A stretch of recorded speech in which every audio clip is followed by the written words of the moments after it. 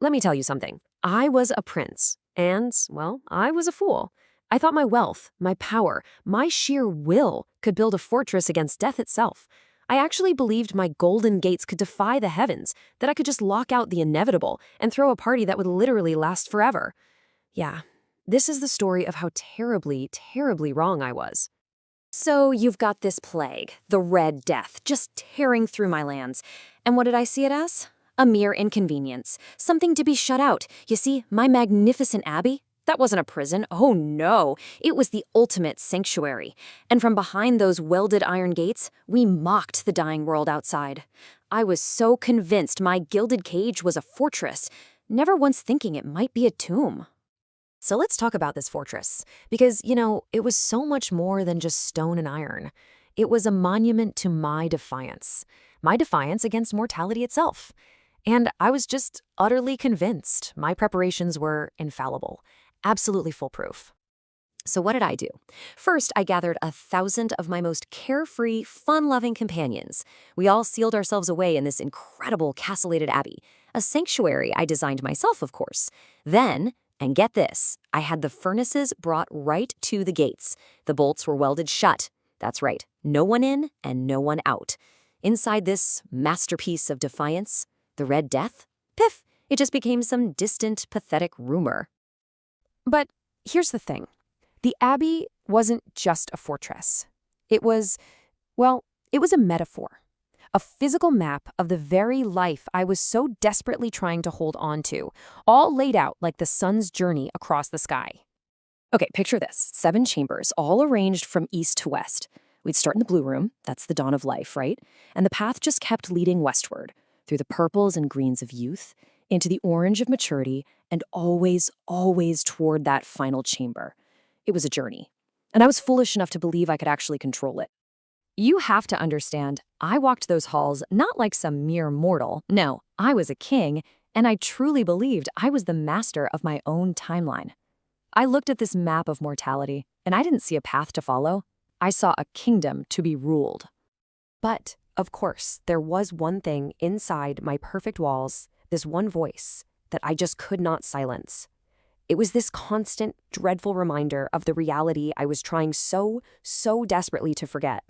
So, in that final, black chamber, there stood this giant clock made of ebony. And it wasn't just a timekeeper, not at all. It was an antagonist, a character in our little play. Its heavy, deep chime was like this mechanical voice, a funeral knell, really, for every single hour of our denial. And its power over us, it was undeniable. Every single hour, when its mechanical lungs would breathe out that heavy chime, everything would just stop. The music would halt, the dancers would freeze mid-step, laughter just died on our lips. And for that one moment, every hour, the whole masquerade would stop, and we would all remember exactly what we were trying so hard to forget. And then, as soon as the echoes faded, we'd force a smile. We'd swear to each other that the next hour would be even more wild, even more joyous. But the truth was crystal clear. Our magnificent party was just a beautiful, temporary distraction. We were all just waiting in a colorful room for the final strike of the hour.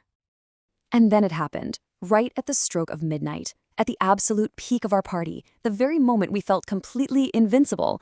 The clock began to strike 12. And with that final, echoing chime, a new presence, it just made itself known. The very thing I had welded my gates against had somehow found its way in. I can still feel it. First, just confusion. Then horror. And then this surge of absolute rage. Who dared to mock us with this blasphemous costume? It was shrouded in grave clothes, and its mask looked like a stiffened corpse, dabbled with the hideous scarlet horror of the Red Death itself.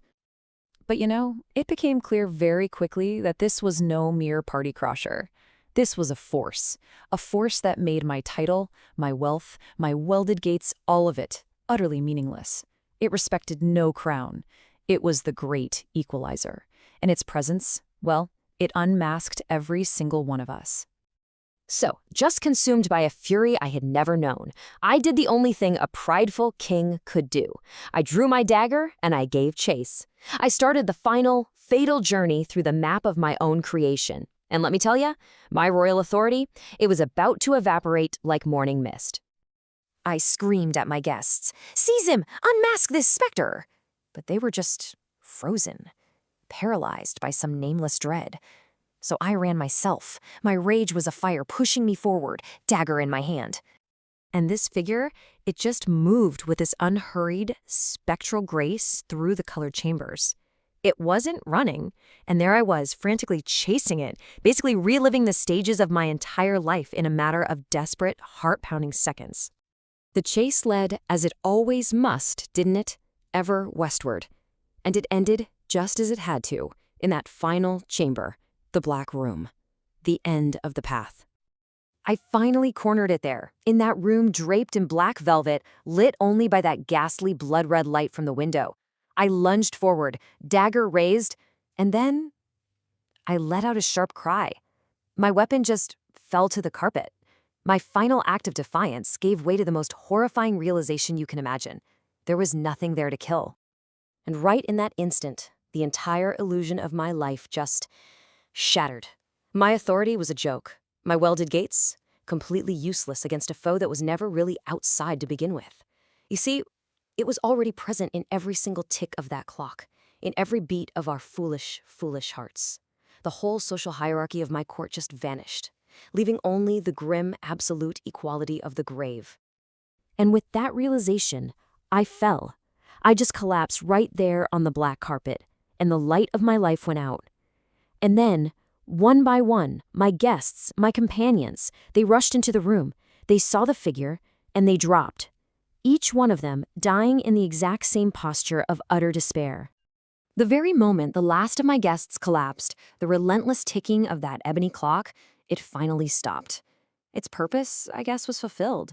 It had counted down our lives to the very last second, and now there was only this profound, eternal silence. My magnificent masquerade was just swallowed by the shadows of eternity. My story, my fortress, my pathetic defiance, all of it, it just serves as a single, stark warning now. The vibrant masquerade of human life, it's just a brief interruption in the dark. At the end of the day, there is no negotiation. The void is the only vector. So I built walls of iron and wealth to keep death out. But what did I really do? All I did was trap myself inside with time itself. And so from my eternal silence, I'm going to leave you with a question. What walls have you built, and what masquerade are you living in?